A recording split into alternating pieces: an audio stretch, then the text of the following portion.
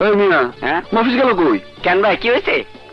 মফিসটা trunk রেখে আমাদের জিনিসপত্র নিয়ে গেছে। তাহলে দেখেন মফিসকে ওই লোকটা না আপনারা মানে মানে ওরটা চেয়ে আপনাকে লয়ে গেছে। দেওয়ার মধ্যে কি আছে? না, অন্যের বউ আর অন্যের ব্যাগ আমি অনুমতি ছাড়া খুলি না। ব্যাগ না, তুই খুলে দেখ ভেতরে কি আছে। ঠিক আছে মামু, দেখি ওর মধ্যে কি আছে।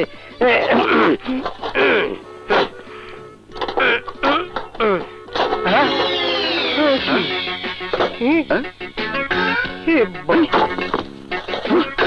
মিয়া ভাই আপনাকে পোটলার মধ্যে কি ছিল? পোটলার ভিতরে আমার আর মামুর কিছু কাপড় ছিল। তাহলে তো লাভই হয়েছে। আরে নিয়ে রাখো তোমার লাভ ক্ষতি। আমাকে ওই কাপড়ের ভিতরে ছিল পরিচালক খাই খাই বেড়ে ঠিকানার কাঠ। অন কাঠ ছাড়া তাই খুঁজে পাবো কেমনি?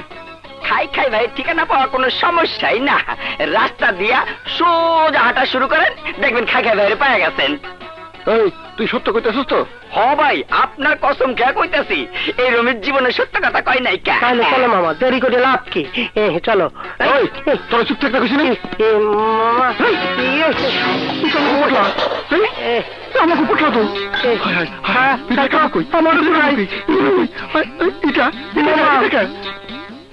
মিথ্যে, সব মিথ্যে জজ সাহেব।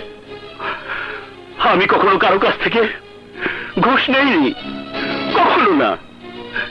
আমার কথা বোঝার চেষ্টা করুন। আমার ভেজাল বিরোধী অভিযান বন্ধ করার জন্য ব্যবসায়ী মালিক সমিতির পক্ষ থেকে আমাকে ঘুষ দিতে চেয়েছিল, আমি নেইনি।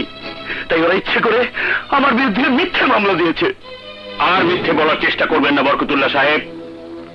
এদেশের মানুষ আপনাকে অনেক ভালো জানতো, কিন্তু আপনার এই ভালো মানুষের চেহারার আড়ালে যে এত বড় একজন বেঈমান মানুষ আছে সেটা সবার জানা ছিল না, কিন্তু আজ সবাই জানবে। সেদিনের পার্টিতে যারা বরকতুল্লাহ সাহেবের সঙ্গী ছিলেন তাদের আদালতে হাজির করার জন্য মাননীয় জজ সাহেবের অনুমতি প্রার্থনা করছি। অনুমতি দেয়া হলো। Thank you your honour. আমি প্রথমেই বরকতুল্লাহ সাহেবের কাছের লোক সহকারী ম্যাজিস্ট্রেট জামাল সাহেবকে আদালতের সামনে হাজির করতে চাই।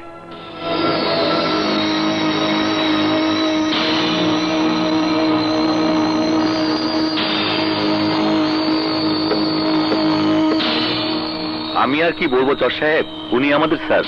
তবুও বলতে হয়, আমাদের মুখ বন্ধ রাখার জন্য উনি আমাদেরকে ঘুষ দিয়েছিলেন।